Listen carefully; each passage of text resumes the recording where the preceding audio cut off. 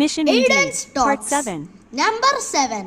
പ്രധാന വാർത്തകൾ സെപ്റ്റംബർ 8, 2025. 1.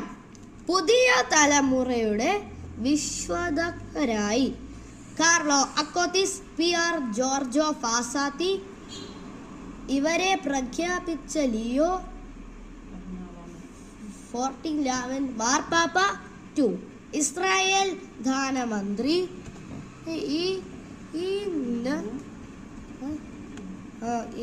ഇന്ത്യയിലെ നിക്ഷേപ ഉടമ്പടി ഉടൻ ഒപ്പുവയ്ക്കും. 3. ഇന്ന് ഇന്റർനാഷണൽ സാക്ഷരതാ ദിനം. 4.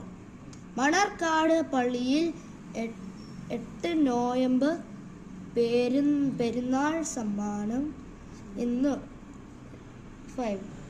ശിവഗിരിയിൽ 171 ശ്രീനാരായണ